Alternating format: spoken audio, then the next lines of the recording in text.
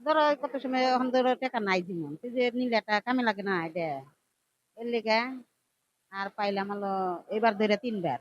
এই যে দুধ এনে দুধ দিচ্ছে একটা ছেলে থাকে ও যাদবপুর ওই যে যেরকম অনেক সময় ডাক্তার ডাক্তারি এই তারপরে চা পান খাওয়া যায় মানে খরচাটা আর কি হয়। বয়স্ক ভাতা দিলে আমি বর্তমানে ওষুধ খামো। আমি খুবই অসুস্থ, আমার হাঁপানি রোগ আছে, আমি এটাতে ওষুধ খাই।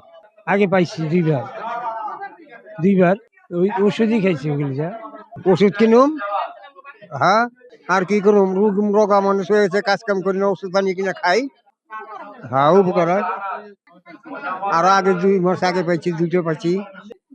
আমার একটা মেয়ে এই তাও প্রতিবন্ধী মির্কি রোগ একটা ওই আসলে ছেলে মারা গেছে গা ওখানে ওর খালি ওর বাপে খালি কামায় একটা ব্যাক বুঝে উঠতে গেছে একবারে হ্যাঁ রাত্রি হেল চায় পার নেই আমার কিছু লই খামু চাল ডেলি নে আমাকে আবার সংসার আমরা খাবই আমাকে তো কামি নেই গে একটা অচল বেটা গেলাম কামাই খাওয়াই এই আমাকে আর কিছু নাই তারপর সে মায়ের আবার মির্কি রোগ আলা পোলা ওই মাসে চাল মারা গেছে গা বিয়ালটা পোলা হাসপাতাল পাইয়া খুব আনন্দ অভাবে সংসার ভালোভাবে খাইতেছি ভালোভাবে চলতেছি ওষুধ কিনি ওষুধই তো খাই স্টক করছিলাম যে এই টাকা দেবো ওষুধই খাই ভাত পানি খাই না খালি ওষুধ খাইয়া এই ভালো হইতেছে ভালো না বাবা আর কি ওষুধ খেয়ে দমন থাকে।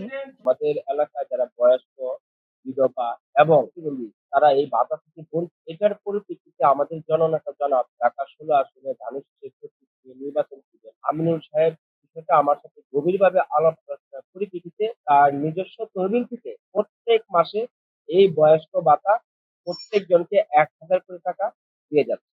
আমাদের সাধারণ অসহায় নিরীহ বয়স্ক বিধবা স্বামী নেই, কোনো আয়ের উৎস নেই এবং প্রতিবন্ধী তাদের জন্য মানে তাদের কল্যাণের জন্য চিন্তা ভাবনা করে এই জন্য দিচ্ছে যে তারা তো মানে অধিকার হারা। বিগত দিনে 16 থেকে 17 বছর এই সমস্ত লোকগুলো তাদের এনআইডি কার্ড নিয়েছে বাট বিনিময়ে কিছুই পায় না।